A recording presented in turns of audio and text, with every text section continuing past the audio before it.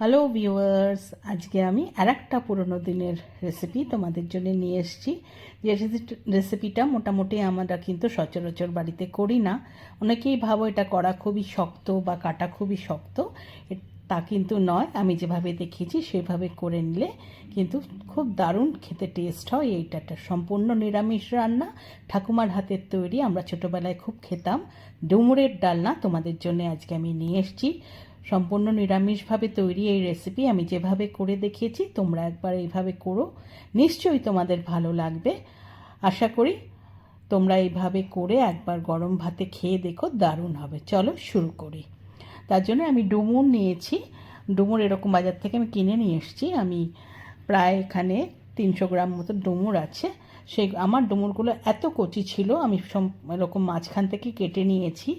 আর একদম দানা ছিল না ভেতরে। আমি দেখিয়ে দিচ্ছি, যদি ভেতরে ওই গোল জায়গাটাতে দানা থাকে তাহলে ওই একটা চামচের পেছন দিয়ে বা ছুরির পেছন দিয়ে তোমরা ওই দানাগুলো বার করে দেবে। ডুমুর কাটার নিয়ম হচ্ছে এটা। আর একটু বড় ডুমুর হলে চারিদিক থেকে ওটার করে কেটে নিতে হয়। প্রথমে ডুমুরটা সেদ্ধ করতে হবে। তার জন্য আমি জল বসিয়ে তাতে নুন দিয়ে দিলাম। যেই ফুটে উঠেছে তার মধ্যে আমি ডুমুরগুলো দিয়ে দিলাম। দিয়ে এবার আমি জলের মধ্যে একটু ডুমুরগুলো মিশিয়ে দিচ্ছি। দিয়ে ওয়েট করব এবারটা যাতে সেদ্ধ হয়ে যায়। একটু বেশ আমি 3-4 মিনিট মতো সেদ্ধ করেছি। এবার আমি দেখে নিচ্ছি, দেখো আমার ডুমুর নরম হয়ে গেছে, আমার সেদ্ধটা হয়ে গেছে। এবার আমি গ্যাস বন্ধ করে দিয়ে এই ডুমুরগুলোকে আমি একটা জল ঝরিয়ে নেব। আমি একটা ফুটো ফুটো পাত্রে নিয়ে জল ঝরিয়ে নিলাম। আর আমি বেশ দুটো ছোট সাইজের আলুকে টুকরো ডুমো ডুমো করে কেটে রেখেছি। একটা মাঝারি সাইজের টমেটোকে পেস্ট করে রেখেছি। 1 চামচ আদা বাটা, 1 চামচ কাঁচা লঙ্কা বাটা রেখেছি। সাদা জিরে, তেজপাতা, শুকনো লঙ্কা আর 3টে এলাচ রেখেছি, 3টে দারচিনি রেখেছি। 1 চামচ জিরের গুঁড়ো, 1 চামচ ধনের গুঁড়ো, 1 চামচ হলুদ গুঁড়ো আর 1 চামচ কাশ্মীরি লঙ্কার গুঁড়ো রেখেছি। এই দিয়ে একটা পেস্ট করব। আমি যেহেতু কাঁচা লঙ্কা বাটা দিয়ে ঝাল করেছি, আমি তাই লাল লঙ্কার গুঁড়ো দিই। এবার প্রথমেই আমি সাদা তেল বসিয়ে দিয়ে তেলটা গরম হলে তার মধ্যে আলুগুলো দিয়ে দিলাম। একটু নাড়াচাড়া করে তার মধ্যে আমি একটু হলুদ দিয়ে দিলাম। নাড়াচাড়া করে আলুর গায়ে রং আসা অবধি বেশ সুন্দর, বেশ অনেকটা সেদ্ধ করে নিতে হবে আলুটা ভাজার সময়, কারণ ডুমুরগুলো আমি সেদ্ধ করে নিয়েছি। সেই জন্য আলুটা যতটা পারা যায় ভাজার সময় সেদ্ধ করে নিতে হবে। দেখো বেশ সুন্দর রং এসে গেছে। এবার আমি আলুগুলোকে তেলের থেকে তুলে নিলাম। এবার ওই তেলের মধ্যে যে আমি জল ঝরিয়ে রেখেছি ডুমুর সেদ্ধগুলো, সেইগুলোকে এবার আমি দিয়ে সেটাও ভেজে নেব। যেহেতু ডুমুর একটুখানি কষ হয়, কষ জাতীয় জিনিস, সেই জন্যে ওটা সেদ্ধ করার পরে যদি একটু ভেজে নেওয়া হয় তাহলে কিন্তু ডুমুরটা খেতে খুব টেস্টি লাগে, কোনো রকম কষ্টা ভাবার থাকে না, আর খেতেও খুব ভালো লাগে। আমি দেখো কিছুক্ষণ এরকম তেলের মধ্যে নাড়াচাড়া করে ডুমুরটাকেও একটু ভেজে নিলাম। আমার মোটামুটি ডুমুরটা ভাজা হয়ে গেছে। এইবার আমি এই ডুমুরগুলোকেও আমি কড়াইয়ের থেকে তুলে নেব। সমস্ত ডুমুরগুলো কড়াইয়ের থেকে তুলে নেওয়ার পরে আমি কিন্তু মেন রান্নাটা শুরু করব। আর যেহেতু কড়াই সব তেল টেনে নিয়েছে, এইবার আমাকে কিন্তু তেল আবার দিতে হবে রান্না করার জন্যে। তাই আমি দেখো কড়াইয়ের থেকে সব তুলে নিয়ে এবার আমি বড় 1 চামচ সর্ষের তেল দিয়ে দিলাম। এই তেলটা গরম হলে এইবার এর মধ্যে যে ফোড়নের জন্য আমি যা যা রেখেছি, সাদা জিরে, তেজপাতা, শুকনো লঙ্কা, গরম মশলা সব একসাথে দিয়ে দিলাম। দিয়ে একটু ভাজা ভাজা করে নিলাম এই ফোড়নটা। করে নিয়ে এবার যে আদা কাঁচা লঙ্কা বাটাটা আমি রেখেছি সেটাকে দিয়ে দেব। এবার আদা কাঁচা লঙ্কা বাটাটাও একটুখানি তেলের মধ্যে নাড়াচাড়া করে একটু 1 মিনিট মতো ভাজবো, যাতে কাঁচা গন্ধটা চলে যায়। চলে যাওয়ার পরে এবার যে টমেটোটা আমি পেস্ট করে রেখেছি সেইটা দিয়ে দিলাম।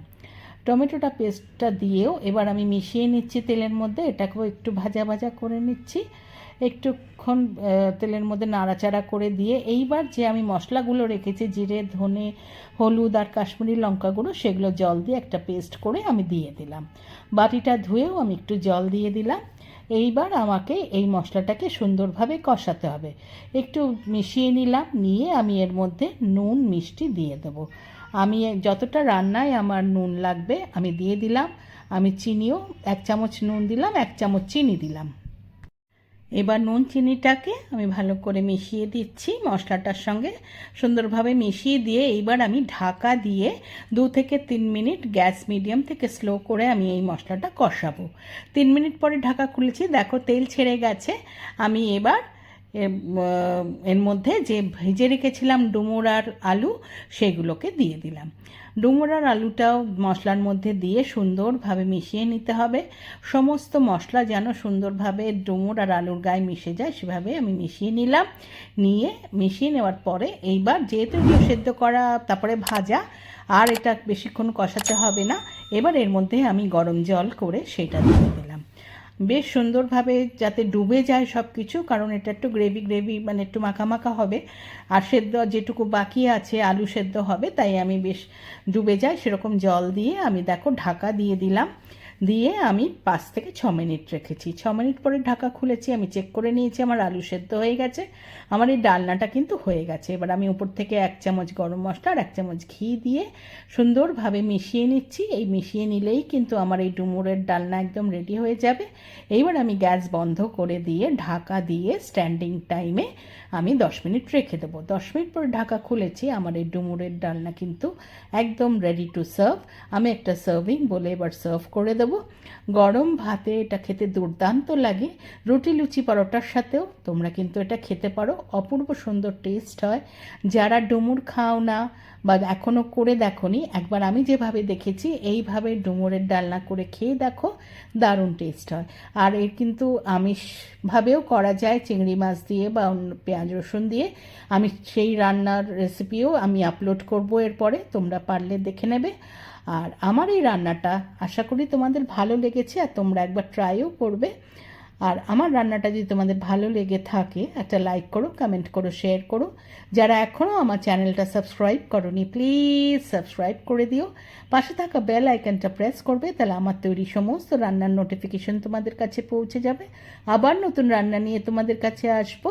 আজকে তাহলে চলি, তোমরা সকলে ভালো থেকো, টাটা।